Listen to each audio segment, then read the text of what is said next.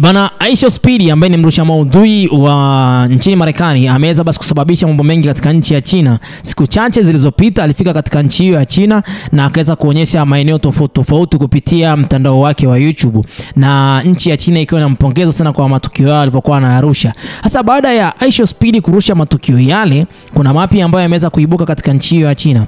Hii ikiwa ni moja kati ya tangazo ambalo ni kubwa sana baada ya Aisha Speedy kuonyesha utalii wa nchi hiyo na mambo mengine mengi. Hasa China imeweza kutangaza kutoa vibali vya kuingia katika nchi hiyo bila visa kwa mataifa 38 kwa upande mmoja, ikimaanisha kuwa raia wa nchi hizo wanaweza kuingia China bila kuhitaji visa. Hatua hii inalenga kuimarisha utalii, biashara na mahusiano ya kidiplomasia kati ya China na mataifa hayo.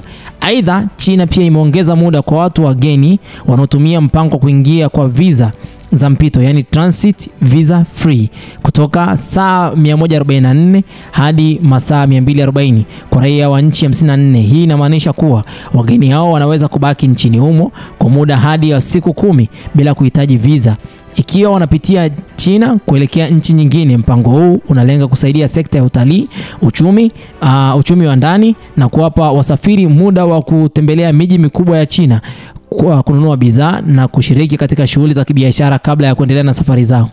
Masharti na stahiki kwa mpango huu wa masaa 240 za kukaa bila visa yanapatikana katika tovuti rasmi za mamlaka ya uhamiaji wa China, ambapo wageni wanashauriwa kuzifahamu ili kuhakikisha kwamba wanakidhi vigezo vinavyohitajika.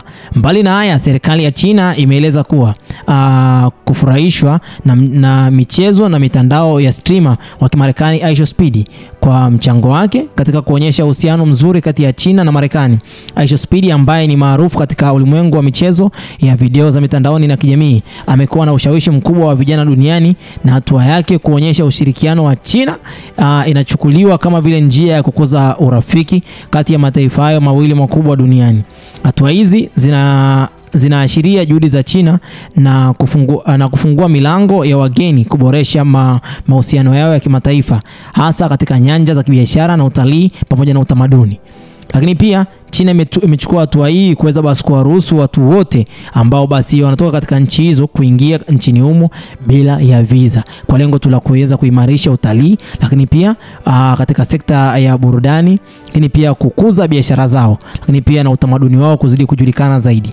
Basi mimi nafikiri kwamba ni njia ambayo China wameamua kutumia, lakini pia sijui kwa mataifa mengine vipi watakubaliana na issue hii ambayo nchi ya China imechukua kama vile nguzo kwa kipindi hichi ambacho Aisha Speedy mrusha maudhui ya live alipofika katika nchi hiyo ya China. Sitakuwa na la ziada kwa muda huu. Hii ni Harmonize News. Bye bye for now.